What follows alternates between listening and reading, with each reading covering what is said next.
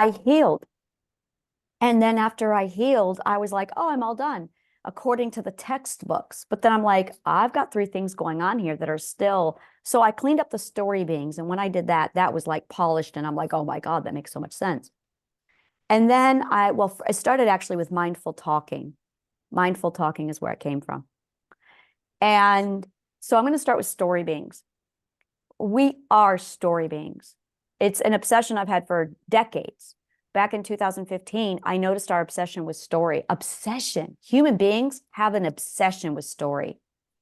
And I want to just take a minute and step back from this and really look at this is, can you imagine us not having story in our life? What happens? Like no TV, no books, no gossip, no. And we have a lot of, you can't do it. It's not possible. When we have a lack of story, we create a campfire and we sit around it and we tell story. And if we can't do that, we gossip. And if we can't do that, we lie, we exaggerate. We cannot be without story.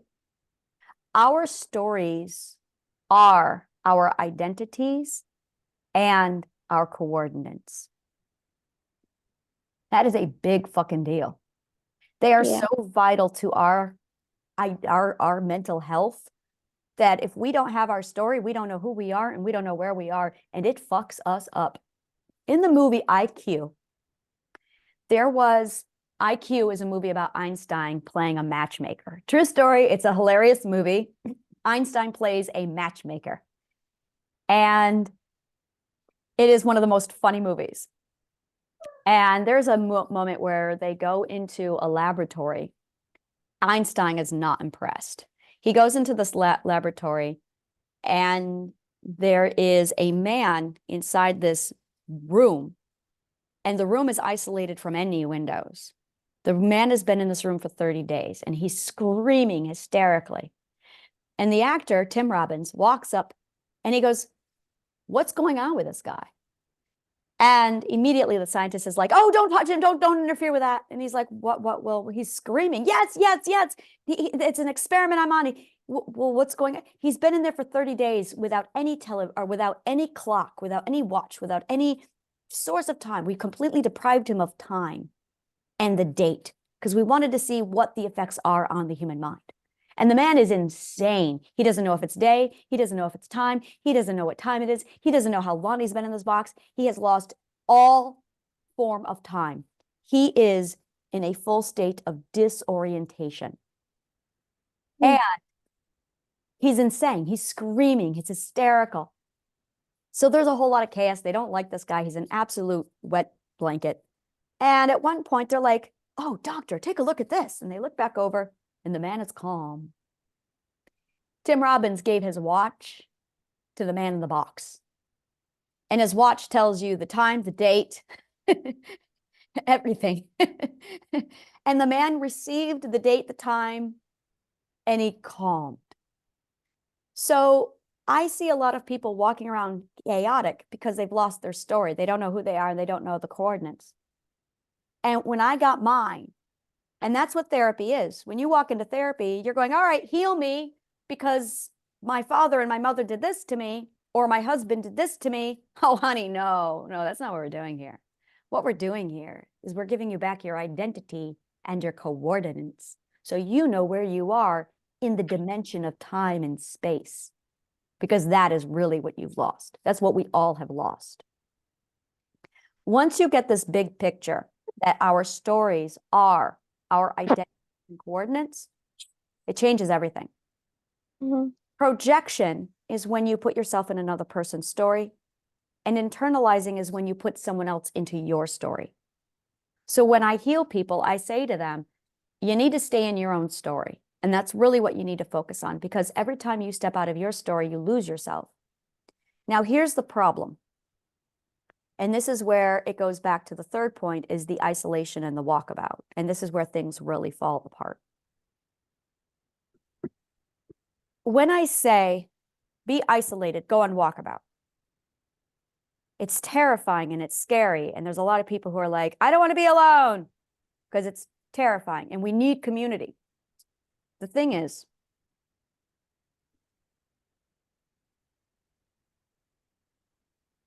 There is this movie I saw called Seventh Heaven. It was a show, it was a series. And they sent their daughter, she was 15 years old. They sent her to a camp. It was a 7-day camp. And it was 7 days of being totally isolated and on her own. Day one, she was hysterical. No, I don't want to be alone. And she was on the phone with them every fucking day, every fucking hour. She was calling them and they're like, oh, it's her again. Yes, dear, you're supposed to be in isolation camp. And she's just talking and talking. Yes, yes. By the day 5, she was finally doing what she was supposed to be doing. She was sitting in the middle of her bed all alone and she was meditating and she was going inward. It stuck with me. And I believe it stuck with me for this particular moment, for me to tell you this is what was going on. The reason why we meditate is because our stories go out and our stories go up. Our stories go back. Our stories go forward. But first, our stories go in. And your story, when it went in, you were abused. So your story never got to go in. But the first time you have your story when you were 1 and 2 years old and it goes in, if it doesn't happen, you don't find who you are. That is really what is going on with the first, the second, and the third perspective. It is the first, the second, and the third dimension. And the first, the second, the third dimension is inside of you. The fourth, the fifth, and the sixth perspective are the fourth, the fifth, and the sixth dimension, and they are outside of you. And the sixth, the seventh, the eighth, the ninth perspective are out. And then the 10th, 11th, and 12th is really out. So when we talk about what you're seeing at the 7th perspective, you're too far. You haven't even gone in to explore the first, second, and third dimension. You need isolation to do that. But we have such an aversion of being alone because of abuse that we cling and we reach out, which puts us in the 4th perspective. Whenever you text anybody, you're putting yourself in the 4th perspective. Whenever you talk to your mother, you're putting yourself in the 4th perspective. Whenever your mother talks to you, she is forcing her 4th perspective into you. And you still haven't gotten into the first, second, and third perspective. And that's really where you need to be to finish the rest of this. Because story beings require the first perspective. The mindful talking is literally, our speaking is reaching out in the other perspectives when you need to be talking inward. It is the talking. Talking is literally the road between dimensions. That's going on a shirt. Talking is the road between dimensions. And if we're gossiping about our mother, you're building a road to a story that is not yours. In addition, when we are finally in isolation and walkabout, we're supposed to be learning something, a really vital lesson to this. It's what I refer to as the Lord of the Flies lesson. And did you ever read Lord of the Flies? No. Okay. It is mandatory reading in America. It is my favorite book. That's why it's here. Lord of the Flies. It is about a bunch of boys who survive a plane crash. And that plane crash puts them on an abandoned island. The boys don't know how long they're going to be on the island. They don't know if they're going to survive. The boys range from age 5 to about 12, maybe 14 years old. And they refer to them as little ones. Those are the little ones. And then these children are like, all right, what do we do? And Ralph steps forward and says, we need to build a society. And we need rules. So the boys try to makeshift these rules. And one of the rules is there's this conch shell, and whoever's holding the conch shell has the power. It's the authority, and the conch shell represents authority. And then there's Piggy. Piggy is a fat little kid with glasses, and they use his glasses to make fire. So Piggy's glasses represent fire, civilization, and order. Actually, it represents civilization. The conch shell represents order. And there is another boy. I cannot remember his name, but all he wants to do is kill a pig. And that is his obsession. He's alone, he wants to go hunting, and there's pigs on the island, and he wants to kill a pig. And they create groups. You're going to be in charge of food. You're going to be in charge of gathering. You're going to be in charge of making sure everyone gets done with everybody. And there's a little bit of who's going to be in charge. Well, it works well for maybe a day. By day 3, the children are shitting and pissing in the wrong place, contaminating their water supply. By the 5th day, there is a fight, and Piggy's glasses get broken. When Piggy's glasses get broken, that is the end of civilization. And then there's a struggle, and the conch shell breaks. And with the conch shell breaking, so is the end of order. And one of the boys gets killed. They kill a pig, but at this point, they are so barbaric that they fight amongst themselves and they start hunting each other. And suddenly, the adults arrive. And the children who have de-evolved into this manic state of survival instantly ends with the adults arriving. And they become children again. And there is that moment where the adults are standing there and they get to see the mock society that the children tried to build. This story is about a person finding themselves within. Which person would you be? What would you do? If you were alone, isolated on an island, what would you do? There's another book called Heart of Darkness. A movie was made on this movie called Apocalypse Now. I recommend, if you watch the movie, it's a tough one to watch. I recommend just not watching it because it's going to trigger the fuck out of you. I watched it once 20 years ago, and I won't watch it again. This movie is about a man who becomes so powerful and so obsessed with his mission that when he is in war, he collects a group of natives in Vietnam and he starts a cult. But he is like a military general. They say he's gone insane. You need to go in there and kill him. So they hire somebody named, well, the actress played by Kirk Douglas, and they send him in to go kill this man. It's like, you've got one mission. This man is obsessed with getting the job done, no matter what. So he goes into the jungle of Vietnam. And the further he goes into the jungle, the more insane things get, the more chaotic things get, the more the law is left behind. At one point, there's a squabble with some natives, a girl. So they pull out a gun and they shoot the girl in the head. She just wanted to get her dog. They get further down. And there is this group, this war, it's nighttime, and there's bombs going all over. And they find this one man, and he's like, they're out there. Can you see them? And Kirk Douglas looks out, and there's no one there. They are so busy firing off cannons and weapons that they don't realize that there's no enemy, that it's all in their head. They go further into the jungle, and they finally find Marlon Brando, the general who went insane. And he is so powerful that the natives all follow him and will do anything for him. But he's dangerous because he is so obsessed with purity of purpose that he abandons all else.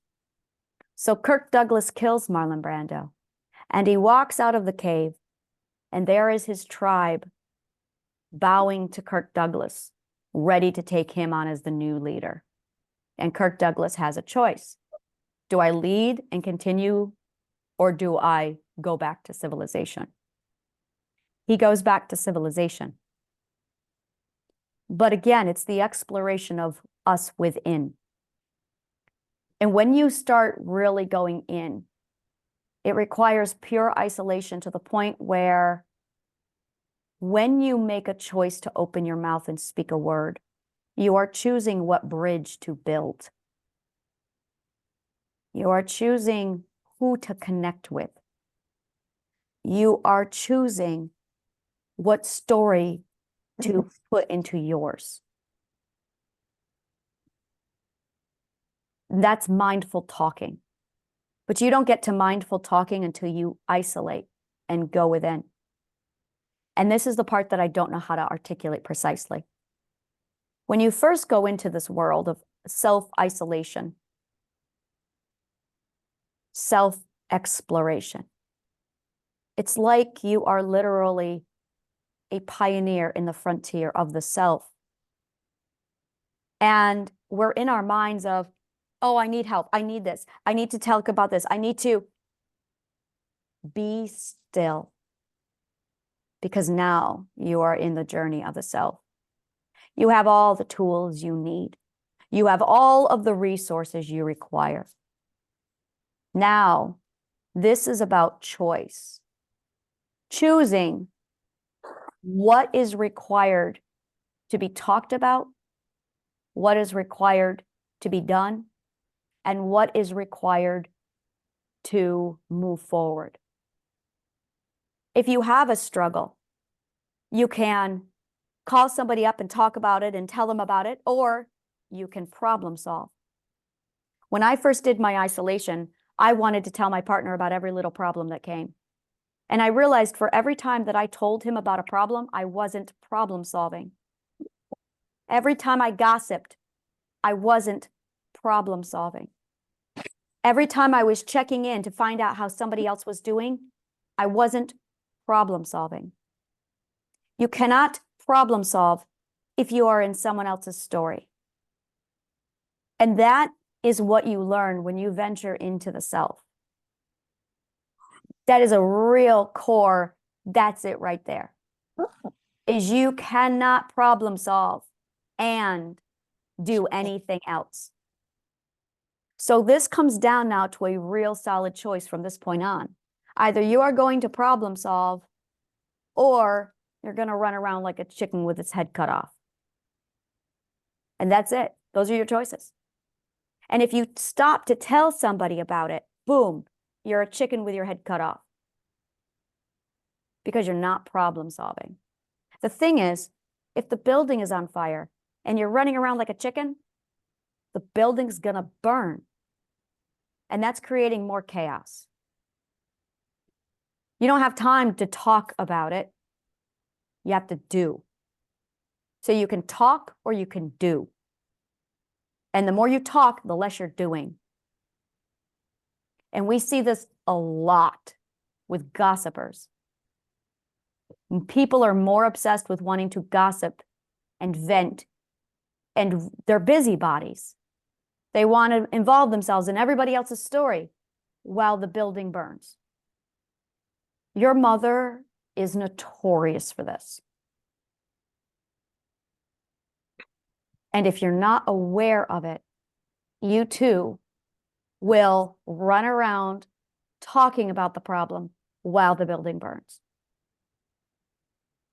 And that's really the shift that has to take place. And it doesn't take place until you start to trust yourself to problem solve. This is codependency at its finest. The codependent will talk about it, will vent about it, will drag everybody into it and not solve the problem. The codependent will check in. How are you? What are you doing? Are you all right? What's going on? You're not solving the problem. The building's burning. And that's the problem with codependency. That is exactly the problem. And your mother has this massive thing with, I've got to talk about it. I've got to vent about it. I've got to control all these people. I've got to move on. Woman, shut the fuck up. Take a damn knee, which is martial arts talk for get down on your knee and breathe, and fix the fucking problem, which is why she has so many problems. The more problems you have in life is proportionate to how little you problem solve. That's it. So the more problems you have in your life is a direct proportion to how little you problem solve. I have no problems in my life because I problem solve. Your mother's life is nothing but problems because she's not problem solving. She's stewing the pot. That is exactly what stirring the pot is it's ignoring all of the problems while she vents, gossips, complains. And then you get caught up on her whirlwind and her stories and her bullshit. And now you are part of her pot. And now you are stirring the pot with her.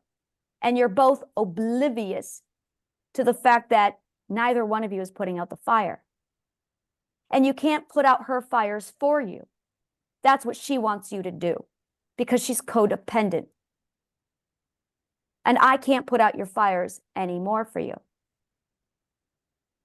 You've got to put out your fires. And here's the thing is you don't learn how to put out a fire until you are alone and you don't have a community helping you and you do it. And every time you stop to check in with someone else, every time you check to report, look what I did. And not even that. It's celebrating is fantastic. Celebrating your victories, yes.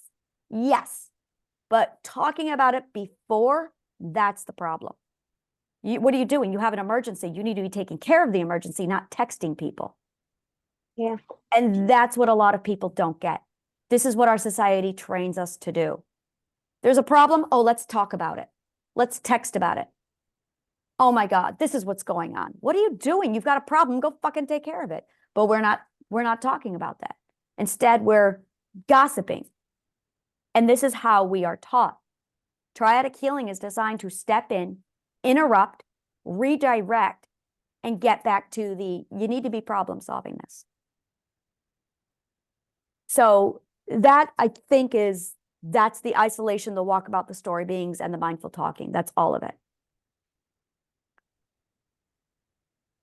Now, the other thing that I realized yesterday, and this was something I've learned myself in the last 12 hours, between talking to Empress, talking to Brandy, talking to you, talking to me, I had this massive, oh, holy fuck, did we create something? We are all energy readers. We are all people who are very sensitive to the energy.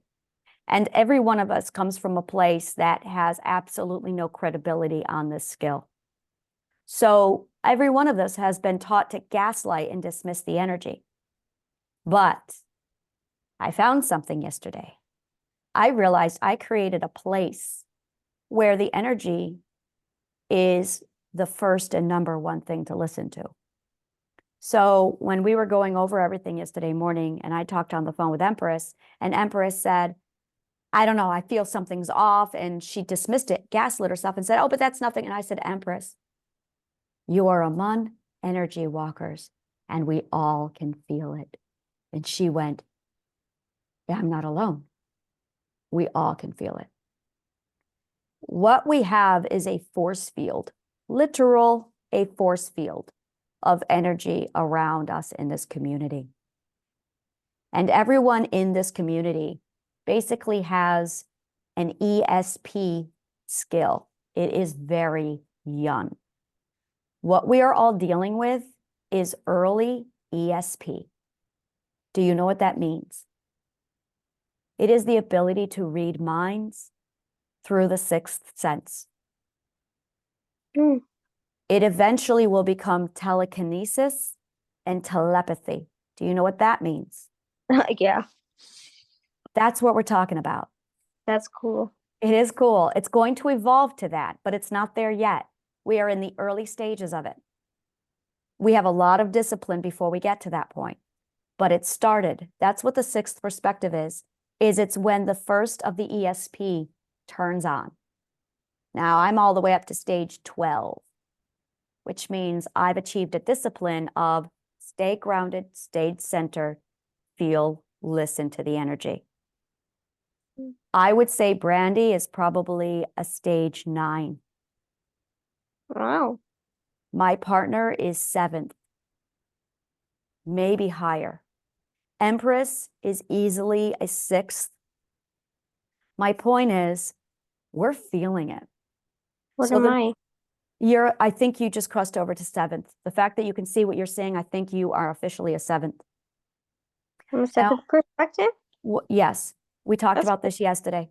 So what this means is when you step into this world now, if you bring a mask, we're all going to feel it. If one of us brings in gossip, we're all going to feel it.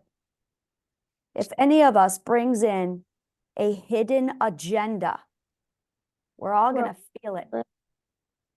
What this means is this is a land of 100% zero BS, Yeah. 100% honesty, because we all can feel it. Yeah. Elizabeth has it. Yay. When you texted her last night, without even feeling or reading your texts, I could feel it. Elizabeth and I both felt it. You texted her because you were wanting to talk to me and check in with me. Elizabeth immediately felt, why is she using me to talk to you? She doesn't care about me at all. She's just using me to talk to my mother. And Elizabeth broke down crying because she thought she had a friend in you, but you were using her just to check in on me. Because she felt it. Because you had a hidden agenda of checking on me without any interest in Elizabeth. You are now in the world of ESP women. We all can feel it. Zero tolerance for any kind of deception because we all can feel it. In addition, we are all trauma survivors. Most of us are healed trauma survivors. So we are hypersensitive to it, which means we now have a community that must exist without any lies, without any fallacy, and without any hidden agenda, without any malice, because we can feel it. So as you're healing and you're at the tail end of this, every time you bring gossip in about your mom, we can feel it. Anna, I do care about Lizzie. Say again? I do care about Lizzie. But your actions did not communicate that to her. I believe it. And that's something I had to talk to Lizzie about. I had to comfort her and say she does care about you. I ended up telling her about my breakthrough because I had a little breakthrough and I just wanted to share with someone. It was the asking about me. She felt like you had no interest in her. And Elizabeth may have projected, or I'm sorry, she may have internalized. So I have to confirm this with Elizabeth. But I can't ignore it. I can't just internalize it. I've got to cover you both. Yeah. And I thought about having Elizabeth set a boundary and saying, why don't you just tell her how you feel? Which really needs to take place. But I also know where you are in your mental healing. And that may have caused you to fall apart. And I didn't know if that was going to trigger your enslavement, your post-enslavement disorder. So you would have, I didn't know if it would have immediately flooded her with your trauma. And Elizabeth cannot be exposed to that because that would have caused her mental duress. So I wanted to talk to you about it one-on-one instead of telling Elizabeth you need to set a boundary.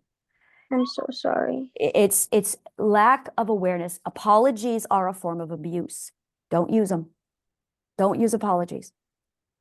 Because where you are with your apologies right now is just manipulating abuse that you've had conditioned into you. It's not an actual apology. The emotion that you have when you apologize is an abused emotion. It is not an actual apology. Do not apologize. Because the emotion, feel the emotion you're feeling right now. You're not learning. What you're doing is you're attacking yourself now. That's the abuse. And when you say, I'm sorry, again, words build the bridges, words cultivate. So now you're creating a pathway, and that's not the pathway, which is why I say don't apologize. It's because I don't want that bridge made. And that's the one that your mother's conditioned you to build to keep you safe. So you're now at this fine bridge between healed the leftover trauma, and this is leftovers, by the way, this is literally just the leftovers. And getting rid of the leftovers is a very fine-tuned trauma. It's the fine-tuning of your healing.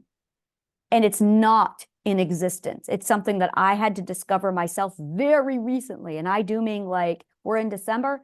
This is what I was doing this spring and summer, was learning this for the first time, going, oh, this is different. This is leftovers of, I still have one more trauma that I still have leftovers, which is a societal thing. It's the societal relation of how we romance and do all that bullshit. And that's the next one that's on my agenda to work through. And I'm not ready to deal with that yet. I'm almost ready to deal with that. But what I'm realizing is we have created an energy force field in our community. Now, my children are part of that. My people, everyone in my world is part of it. You do not get access to me without being sensitive to this force field. And one of my roles is the energy comes first, because we are all very tuned into the energy. So that if you are off, we're all going to feel it, and we're all going to go, something is off, and we feel it.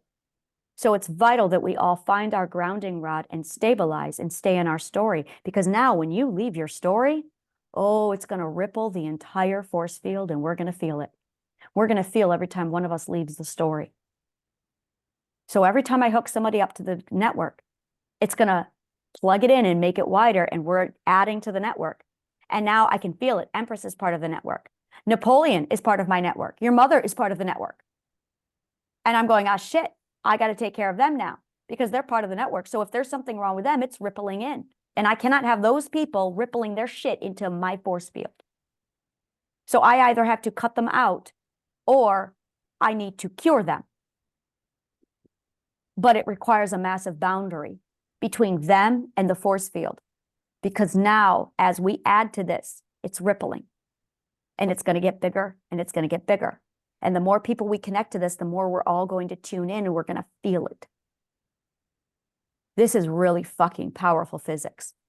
I can see it all. I'm putting it together. We're connecting again. But now it's vital that we are mindful about every choice we make, because it's going to affect the network. So it's absolutely vital. And the passing thing, the last thing that needs to happen is the isolation, because you need to become so mindful of the words that leave your mouth, that those words are emotional energy that you are transferring from you to others. And that is a huge responsibility. Literally, it's spell work. Words cultivate. This is vital. So every time your stupid mother opens her mouth and she's blah, blah, blah, she is dumping negative energy all over the place. And because you are now in the energy, you're getting carried away with that. So now, from 6 perspective and on, the goal is to ground yourself, because you are a grounding rod.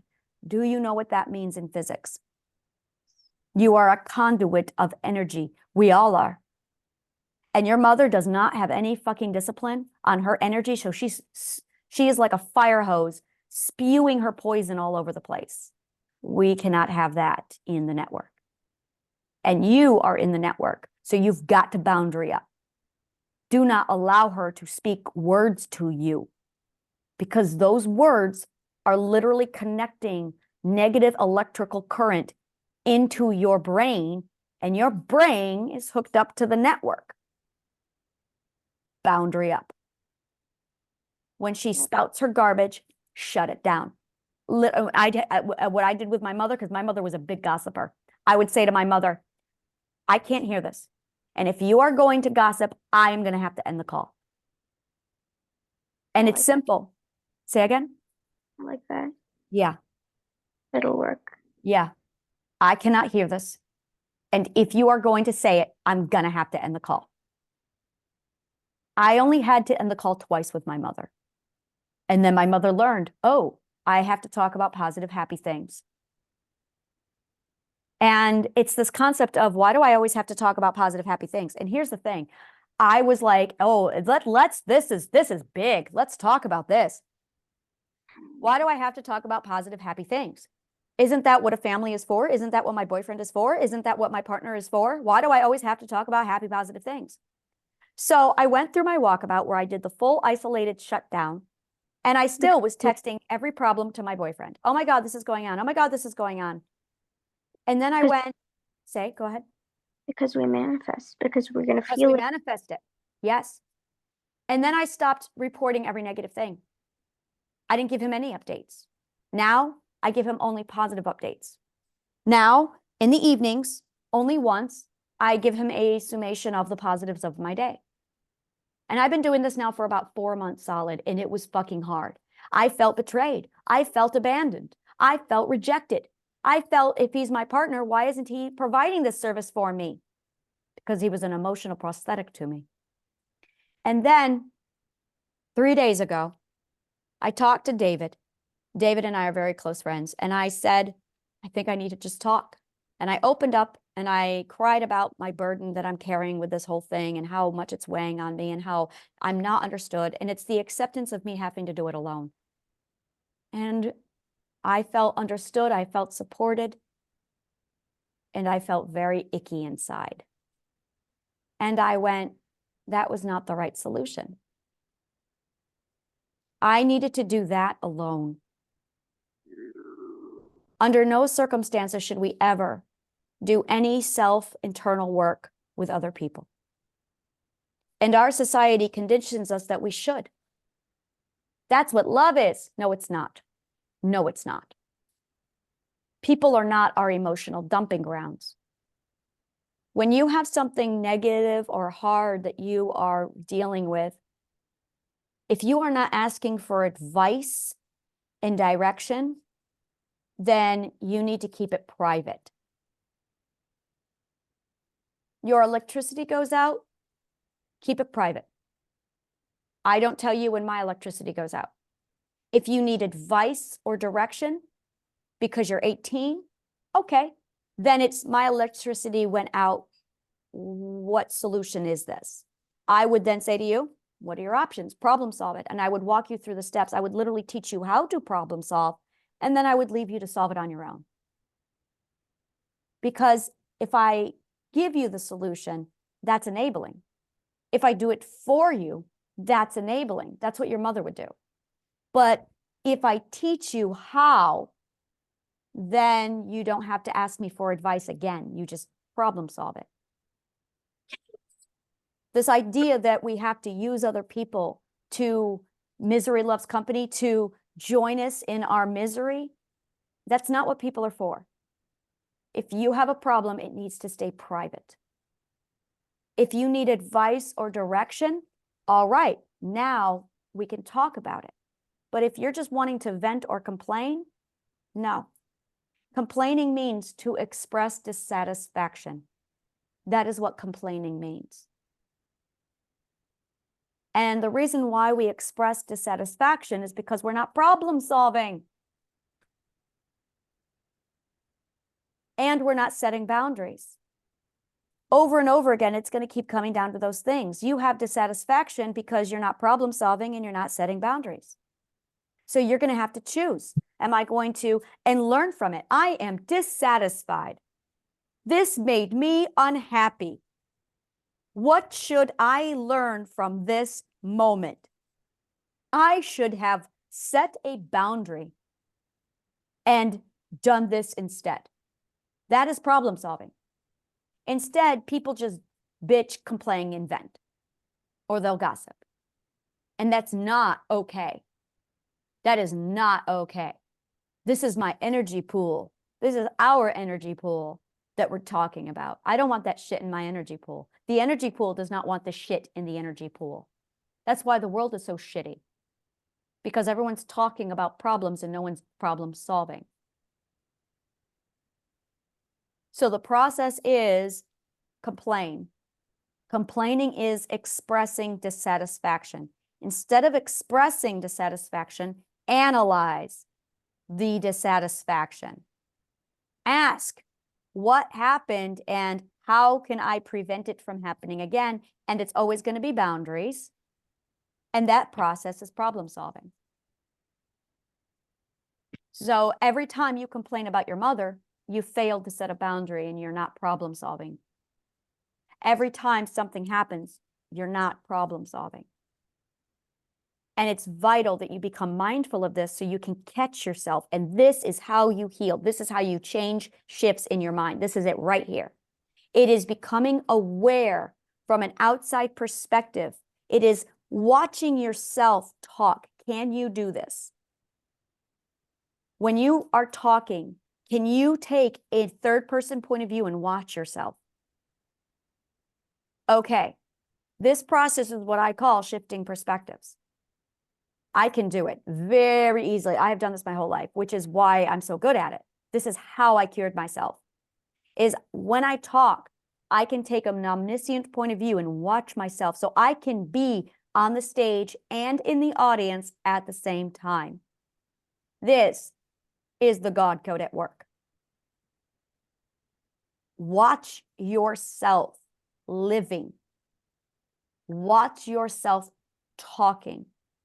It's just awareness and mindfulness. It's asking the question, did I just say that? It's asking the question, what words just came out of my mouth? It is called critical observation, critical self-observation. That is what I will call this, critical self-observation. It is when you literally become both the performer and the audience member at the same time. I always have someone in the back of my head sitting there watching me, analyzing. I'm watching you interact with me, and I'm asking myself, am I hurting her? Am I guiding her? Am I being gentle enough? Do I need to soften? Do I need to get firmer? Am I being too mean? Am I being okay? Am I being too gentle? These are questions that I'm asking myself while I'm talking to you. And I am constantly adjusting my presentation to you accordingly. It is a fucking discipline. And it's why my talking is so fucking gorgeous, is because I am sitting here critiquing it right now, live, as I'm delivering it to you. Every pause, every hesitation, for emphasis, to capture and hold your attention so that you listen and you learn. This is theater strategically used to teach. This is why we study theater. It's the ultimate teaching tool.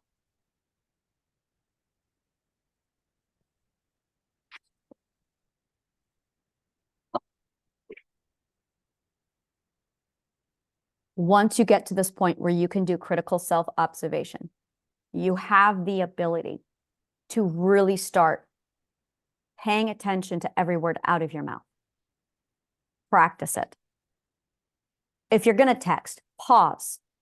And you should be meditating every day, at least an hour every day. At your stage, I would say 3 hours every day, 1 hour in the morning, 1 hour in the evening, and do a 1 hour siesta. 3 hours. And you are practicing pause and observe. Say again? Sounds good. Yeah, pause and observe. And the reason why is because you have got to get used to pausing and observing, watching yourself in the third person point of view while you are in the first person point of view, so that when you're texting, you can pause and go, is this helpful? Is this the right thing to say to this person? Now, I'm going to talk to Lizzie to clarify, don't internalize, etc. But I'm going to tell you, because you do not know Lizzie's past, when you talk to her, do not talk at all about me. Pretend that you don't know me. Because for her, I mean, if it's in the group chat, okay. But if it's between you and her, keep it about you and her. I know you care about her, and she is used to a lot of disappointment, a lot of people who use her and abuse her. And she has a lot of hope that she's actually got a friend in you. And she's scared. She's very alert. I'm going to do some work with her on my end. But just so you are aware, make sure you keep the conversations between the two of you privately so that they are focused on the two of you and your interests. And don't ask her about me. And trying to gently say, hey, how are you? And then weeding in the question later, she can feel all of that. She is a super empath. She can read the energy as well as I. My daughter, my oldest is, oh my God, she's off the fucking charts with the energy. The girl is a fucking physicist. She's not a neuroscientist. She's, oh, I see shit. She's going to go into physics and neuroscience. She's going to drop medical, I think. Oh, interesting. Oh, do I see it? Wow. Holy fucking shit. I think she's in the wrong field. Yeah. So, oh, she'll also love astronomy. I wish she was talking to me, but yeah. My children are off the charts when it comes to the energy. And as a result, they are now in a safe cocoon of energy, and they live in the 12th perspective with me because my environment is 12th perspective. So my kids are living in a 12th perspective environment 24/7. And my daughter steps out to go to a 4th perspective school. She comes in and she's like, oh my God, it's fucking hell out there. Yes, honey, 1.5 more years. I promise it's fucking hell. I know. So she's back in here. She's grounding herself. She's okay. So, oh, I'm so tired. I think that is pretty much it. But now it's a matter of learning how to ground yourself as an actual lightning rod, literally a full grounding rod, so that you stabilize yourself. And that requires that you literally stay so stable. The other thing is you do have the community and the network, but you do need to go find your own community and network. It does not have to be the people around you in that environment. Good fucking God, no. But you have access to the networks and you have access to that world. So I'm going to be basically connecting you and sending you more networks to connect with, and expect it to take 1 year before you find your people. Expect it to take a year to find your network. And then your network will connect to my network. But it's vital. You know how I've got my 12 people around me and they are my people? You also need your 12 people. And you still have the community and the network, but they reflect my frequency.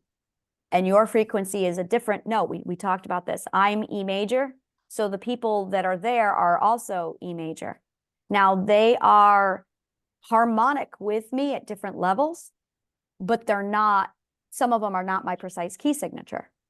Whereas yours, they're all matched to my harmony. You're going to have to go find your own frequency and your own harmony to match to yours. And then as you find them, we can connect them. And I think Jenna is one of, did I lose you? I'll just keep talking because I can see that it is still recording. Jenna is one of them for you. She's absolutely someone who I think she's in your frequency. She might be, but that's somebody who definitely can connect into that with you. So there's a lot of groups like that where once you find your own network and you plug them in, that's going to help. And Lizzie can definitely be part of your network. Lizzie might actually be very much part of your network. So you've already got someone stable there. And as you grow and as you do this and stabilize, it'll expand, grow, and it will reconnect. So it will continue to fan out. But it does take time. And expect to not have your own network for a year out. But you are still part of this one solidly, probably for the rest of your life, so long as you want it, not a problem. So make sure that that's something that you are aware of consciously so that you can bring the two of them together. And I'm going to end this now and check in with you because the thing just closed out.